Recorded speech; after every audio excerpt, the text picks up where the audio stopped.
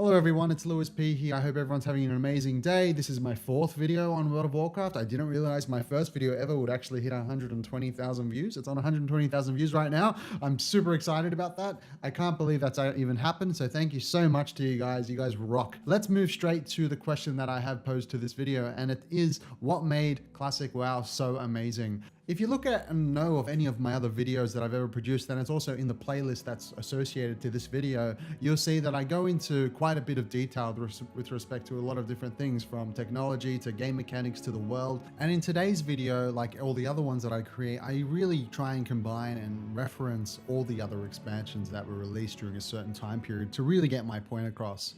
Theme park design approach. Today what we're going to be talking about is the Activision merge, which happened around Wrath, and how the game actually changed quite a bit during that period. The real sense of community that you got from Classic WoW, BC WoW, and also Wrath as well, and ever since they invented shards, to be honest. And shards aren't a bad thing. And then the next part will be the sense of the real world that you're in and where everyone is. So that will also come back to community. We'll also talk about heirloom items and how they've just completely sped up the leveling process. And it's actually gone away from what leveling means in the game. LFR, looking for raid, looking for group. And also the idea of finite versus everything is overwritten. That's very important. There's also gear capping, and then ultimately the experience that comes with that. So let's go straight into it. Now let's start with the Activision merge, which happened in 07, 08, 09. Now before I get into this, I just want to let you guys know that I have nothing wrong. There's nothing wrong with Activision. There's nothing wrong with Blizzard. Them merging hasn't ultimately been a really bad thing for us as gamers. If anything, it's allowed them to produce more content for us in the long run. But let's get straight into it. So during that period, they hired a new CFOs. They had new CEOs, and they had new basically heads of the company. And in order for, once you join a company, the first thing you want to do, and especially when you're being paid like $40 million a year, the first thing you want to be doing is adding value to that company. And so the way these guys think, basically like, okay, well, I'm in the company now. What is the fastest way I can get people to purchase XYZ products? Right? That's how they think, rather than, they're not really looking at the player experience so much. They're basically telling the developers, listen, we need to create an experience for players that they love, but we also need to extract more from them at the same time. Extract more time, extract more microtransactions, etc., etc., etc. Ultimately, they need to bring in more revenue for their business. And that's very natural. And that's actually a contradiction between good game design and business. And I'll create another video separate on that. So let's jump straight into the Activision and Blizzard merge. And this happened around 07, 08, 09. And what they did was, on top of that, they hired a whole bunch of new people. These were senior executives from Procter & Gamble, Disney, all these major companies, basically businessmen. They're not gamers. I believe one of the 5 guys that they ended up hiring and giving them like $40 million packages. The reality is, though, these guys were not real gamers. They were businessmen. And there's a big contradiction between business and game design. And I'm going to make a separate video on this because I think it's very important in what business does to game design. And I'm in business right now. That's literally my profession. So Wrath of the Lich King came out during this period as well. So they had a very big motive in place. The CEOs, the directors of the company, have influence over game design, and the game design has an influence over how the game is producing revenue. If you look at Wrath of the Lich King, the expansion pack, that was the most popular period of World of Warcraft. There was one other period where the numbers went really high as well, and that was during WoD, which was, I guess, a fluke because they haven't pulled that off again. Was the game became very, very simple. Now, a lot of people are going to give me hate for saying this, but if you played Classic WoW, if you played BC WoW, you would know that Wrath of the Lich King was the easiest expansion to play, and it was also the most butched expansion to ever come out with certain content. It felt like the DK was rushed just to get that out. If you knew Blizzard in the past, they would not release anything until it was 100%. They didn't have that pressure of a public company. They didn't have the CEOs, the directors saying, listen, we need to release these things now, tomorrow, next week, because we need to hit these margins, we need to hit these revenue caps. So when you look at it, the game like that, talk to any Classic WoW player, any BC WoW player, the quality control of Wrath of the Lich King was a joke. Then on top of that, because the game moved away from the leveling experience, and I'm going to talk about that soon, the game focused so much on late game.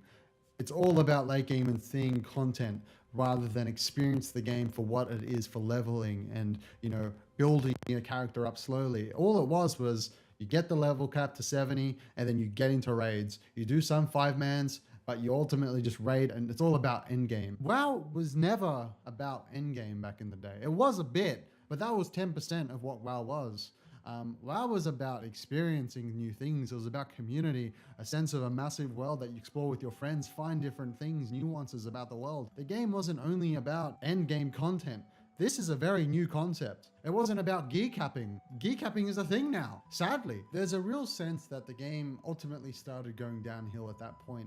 And I'm going to show you a list of the player numbers of what happened during Wrath of the Lich King. So this is pretty much evidence of how, as soon as Wrath of the Lich King kicked in, the player numbers for World of Warcraft decreased. And ultimately the merge, I hate to say it guys, but the merge between Activision and Blizzard really destroyed the old vibes of what World of Warcraft really is, because they had an influence on the game, unfortunately. And it's ultimately not their fault. They were actually fed the wrong information. They must have gone to developers, had a meeting, and they asked what ultimately keeps people to maintain their subscription to this game. And then the developers would have said, listen, late game PvE keeps people in this game. This game was designed for PvE, and it's designed for people to view all the content. And then on top of that, you have developers like Ghostcrawl that took a lot of slack for what he was doing, and he was just given orders to do what he has to do to make the game more popular. And to ask the question, did developers end up pulling it off? The answer is in front of you right now. The next part I want to talk about is the sense of community. Now, there's nothing wrong with the current sense of community, but back in the day, you had servers. You didn't have shards where everything's joined. Currently, everything is just joined, every server, or all the shards are joined together, so you often see more people around, which isn't actually the case. And then back in the day, you would have servers where you would know most of the people. You would know most of even the alts that were being played, that were being leveled, because they would use a different their current name. So my name back in the day was Vidic. I'd level up an L, it would be called Vidic LOL, Vidic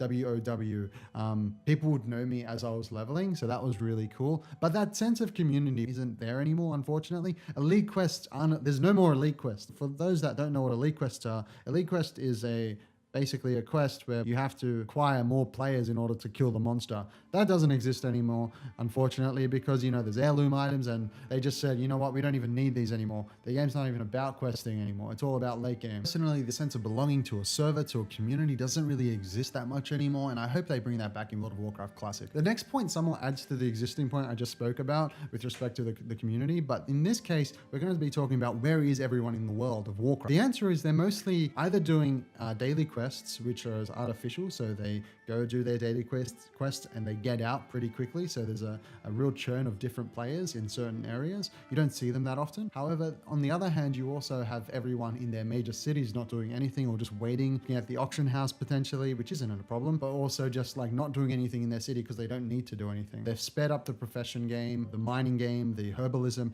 It's so much easier to do these things. And unfortunately, the sense of the world of Warcraft isn't really there anymore to me, and I hope that in Classic WoW they really bring that back. Another aspect that I thought was really, really amazing back in the day, and this is not so much the company's fault, but the feeling where players felt like everything that they're doing right now, every mine that they're picking, every herb that they're, gathering from the ground will equate to something meaningful later on. However, in the current game, right now that it is, that in 2 or 3 years that the game will be overwritten by another expansion, and what you're doing now really doesn't really mean that much, unfortunately. And you never had that feeling in vanilla, and even in BC WoW. Everything equated to something, everything meant something extra for your character. It was a really awesome progression, and there wasn't just a hard reset across the board. So that's something I really miss. The final point I want to bring up, and I've obviously spoken about a lot of points in all of my other videos as well, is the sense of gear capping. In vanilla WoW, there was no gear capping at all in the game. At least nobody was gear capped, because it was so difficult. It was generally reserved for the 0.5% of top PvE players and PvP players. I believe only one person got the best PvP gear per month or per week, and that's for the entire few servers or the entire server. And then only the top of the top guilds could actually accomplish and kill Nax, and they were they were really hardcore and they knew what they were doing. Nowadays, everyone is geared, Everyone, you know, is getting the gear cap. They're getting their weekly loot boxes, which is just a joke to me, but it does create a good sense in the game as well. So I hope you got a bit of value from this video. I know it's much shorter than my other videos. I know my other videos go for like 20 minutes, 19 minutes, but this was supposed to be a bit more condensed than why I thought the key points of why vanilla was so amazing to me. I obviously go through a lot more other points in my other videos, and they're in the description below. But if you like this content, guys, do whatever you want with it. If you really liked it, give it a thumbs up and all that stuff.